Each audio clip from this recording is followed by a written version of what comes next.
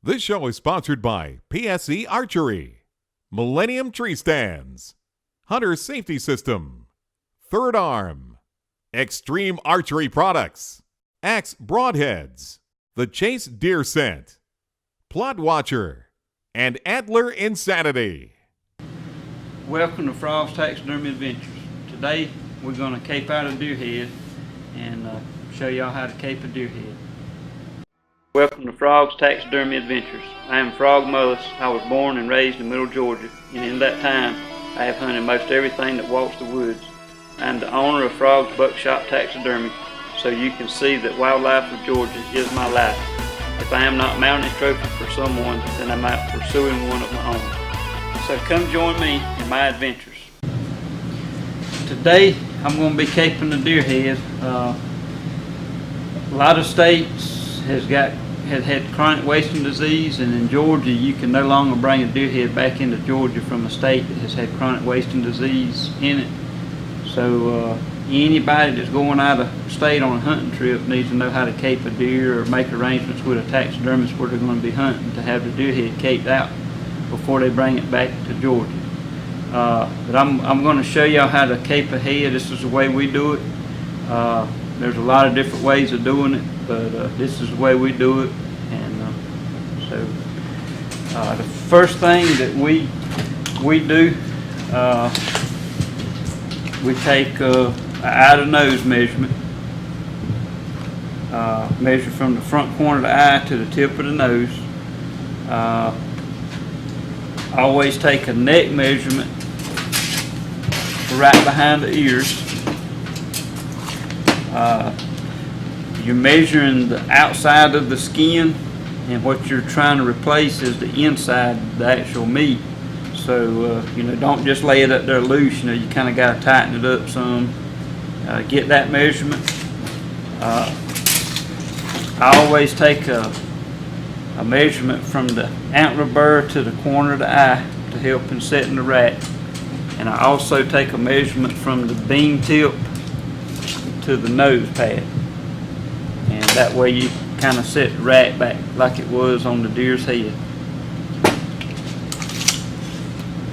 Okay, when this deer was skinned, they left, they cut the neck off, so you got that much of a neck left inside of the deer.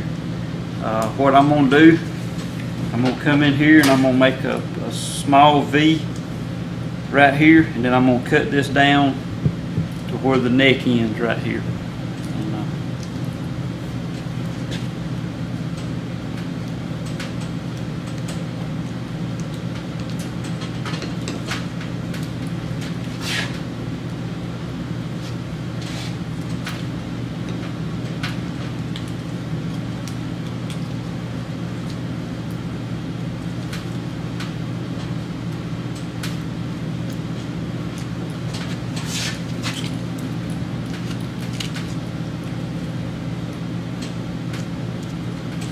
Okay, I got just a little bit of a V there. I'm going to take this, I'm going to go down to the end of that neck.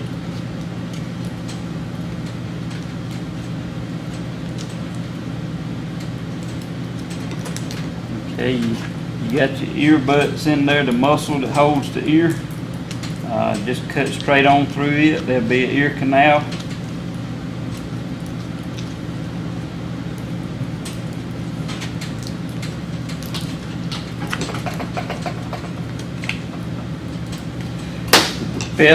The easiest way to get the hide off from the antlers, get you a screwdriver, flathead screwdriver. Make sure you cut all the way to the bone. Put that screwdriver between the skin and the antler burr.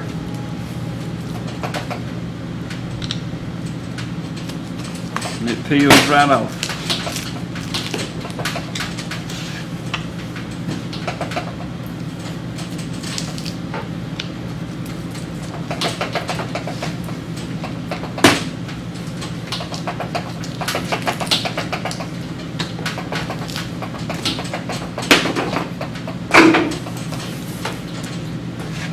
Once you get that, you can just keep working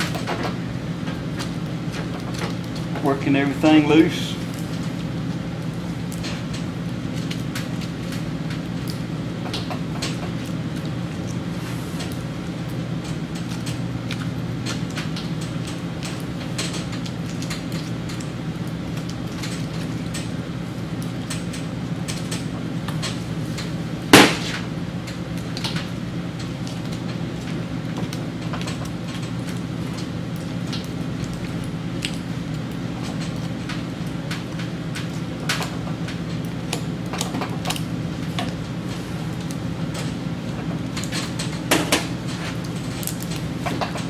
Okay, I usually get a scalpel and I come in on the inside of the mouth and I kind of follow around the palate of the mouth with the scalpel.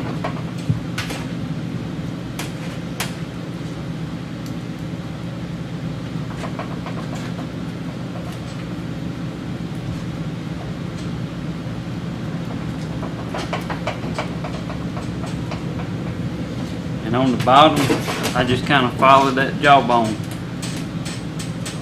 Just kind of follow it all the way around front.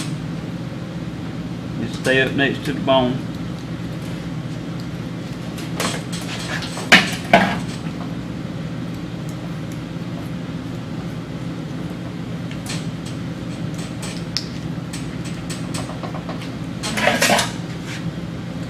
Right on your nose, you got that cartilage. You just kind of cut through, kind of staying close to the bone up until you get on top of the nose.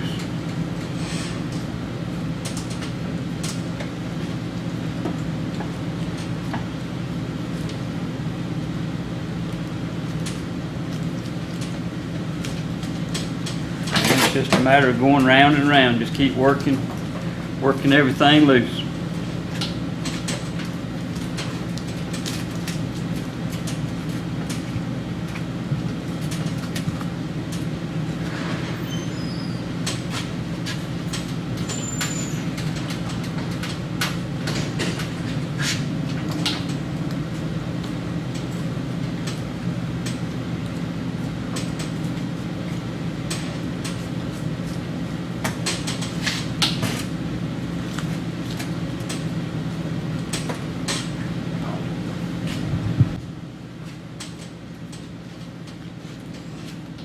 Keep working it down. When you get to the inside the mouth here, you got all this papillae.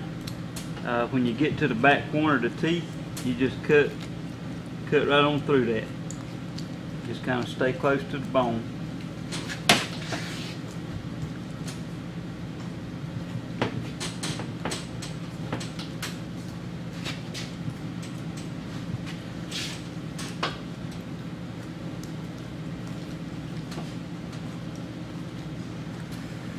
Okay, right here, you've got that tear duct and it's sunk down into the head down in there.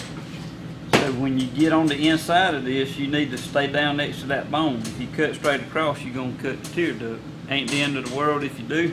But right in here, you can see there's an indentation that's starting. And just take that blade and stay in that indentation.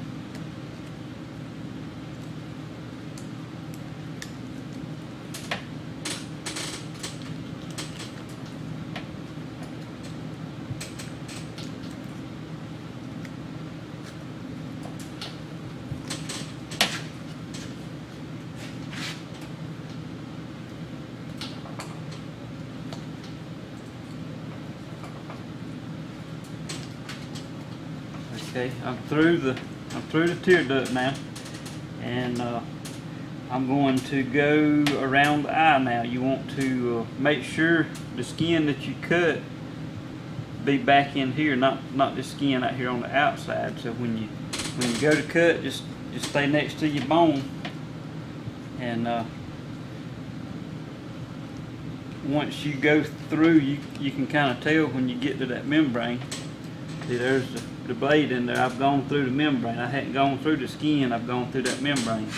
So once you go through there, you kind of got a mark that you know where you can cut without cutting the skin. So just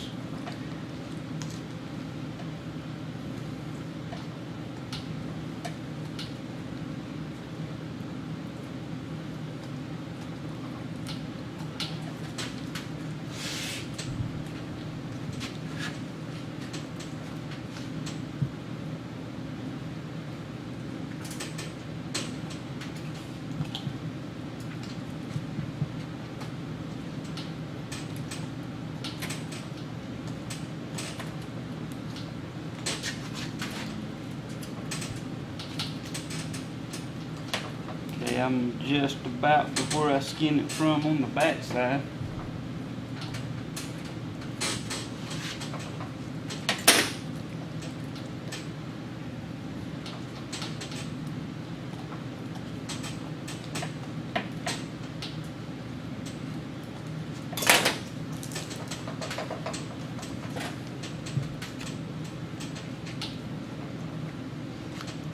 just keep working around and around. When you get to a spot where it gets tight, you know, go somewhere where it's loose. Just kind of go round and around, and it'll come off.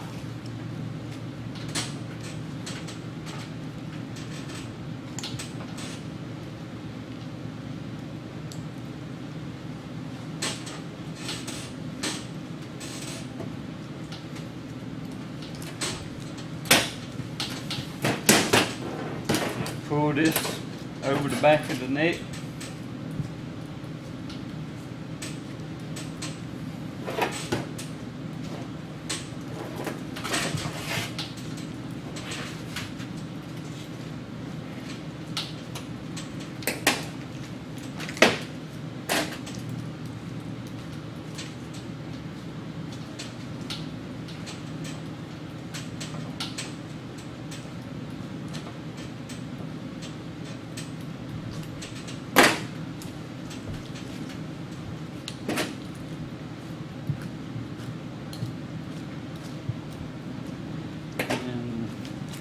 That's what you have. You have the head, and you'll have the cape. The best thing to do is to take this cape and put it in a trash bag and freeze it. Keep it cool, get it froze. Don't worry about, unless you know what you're doing, don't worry about trying to get all this meat off. Don't worry about salting it unless you know what you're doing, because if you don't turn the ears, the nose, the eyes, the lips, and get all this meat off, salt ain't gonna do it no good. So best thing to do, once you get it to this stage, get it in a freezer, get it froze. You pack it on ice to get it back. Put it in several bags to keep the water from getting to the hide. Or either use dry ice, but and once you get it froze, it'll stay froze for 24 hours to 2 days, depending on the temperature. So just get it caped out and get it froze. To bring a rack back into Georgia from a chronic wasting disease state, it's going to have to be clean.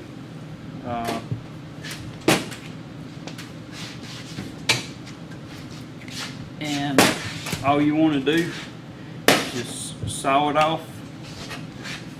Basically, you want to go straight down right here behind the eye socket. Right here. Just go straight across right between the eye socket and the antler.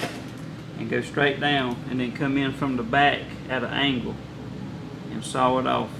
And once you get it sawed off, just clean it up.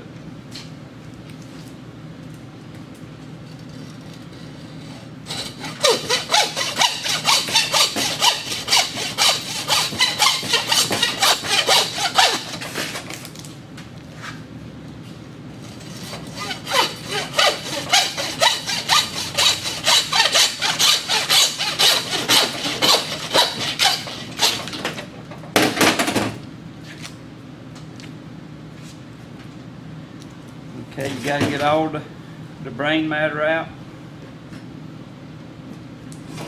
and trim off all this meat.